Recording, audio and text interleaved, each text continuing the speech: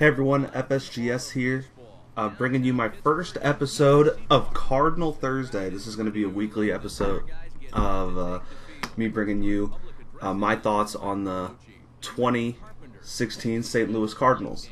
So let's just get right into it. The Cardinals are 12-9 starting off this season.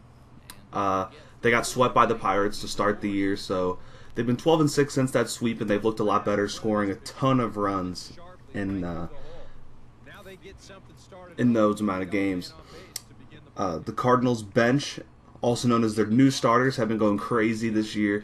Arrieta, who was looking to be a super utility guy, a guy that can play first, second, short, and third, so he was going to play basically every game, but just kind of all over the infield, has 4 homers and 8 RBIs, which is incredible to start the year for a guy who's supposed to be a bench utility player, on pace for 20-plus home runs and a good amount of RBIs. So it's just exciting to see that out of a bench player who has now looked like he's turned into the Cardinals starting second baseman, especially since Wong has been sick. Wong has a flu or a virus type thing. He's lost around 10 pounds and has been struggling with that. So hopefully he can recover well, but until that happens, Arrieta looks like he's locked down second base. He's had a little iffy defense here and there, but that comes with the territory of him being a shortstop and now playing second base. We're looking at Jeremy Hazelbaker next. He's a guy who has 0 MLB experience, absolutely nothing. He's 28 years old, played for the Yankees system, played for the Cardinal system last year. Nobody had really known about him. He's got one of the best names in baseball, in my opinion, Hazelbaker. I fell in love with it the second I heard him. And he is a guy that earned his spot in spring training.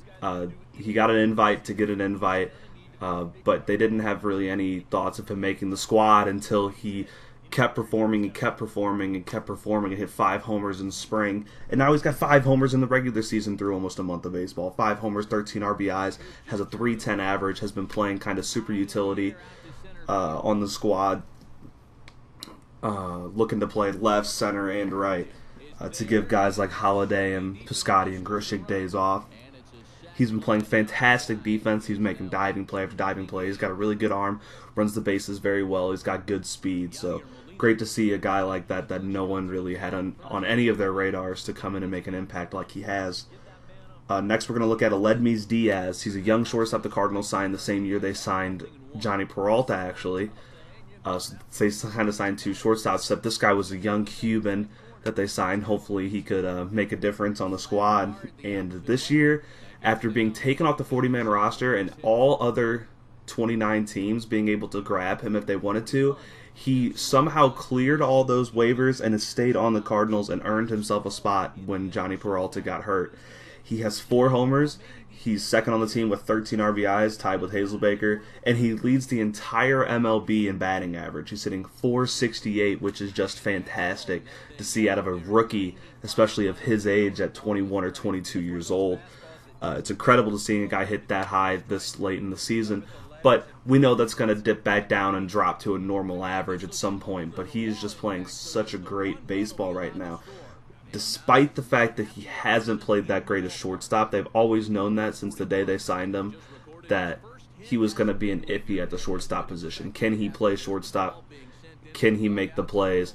And so far it seems like he's definitely made some errors. He cost us a game in the Pittsburgh Pirates series where he made an error with the bases loaded with 2 outs, and it really affected their whole game. And they wound up losing that game by 1 run, and they scored 4 unearned in the inning. So basically, he's done a really good job offensively. He's got to work on it defensively, but you can't argue with a .468 batting average. He's going to play every day until that dips. Next, we're going to look at Brandon Moss. He's a guy they signed for $8 million who had a okay year last year. He didn't play very well with the Cardinals last year. He had a couple walk-off hits, though, which was nice to see out of a young player like him. Not a young player, but a player like him. To come off your bench. And he was also supposed to be a first baseman that you could play every other day or every day. And he's going to start playing every day because he leads the team with home runs and RBIs. He's also got a couple late-game home runs that mattered, and he's been a very great player for this team, along with playing decent defense. Early injuries to Jhonny Peralta and the sickness of Colton Wong have opened up opportunities for all these players, and that has been fantastic seeing these young guys take advantage. Now let's go to the starting rotation. We lost Lance Lynn for the year at the end of last year due to Tommy John, which was unfortunate. And Adam Wainwright has been off to an extremely slow start. He's 1-3 with a 7.16 ERA, which is unbelievably high. He has 4 homers allowed this year. He only allowed 10 homers all of 2014, which was his last fully healthy year.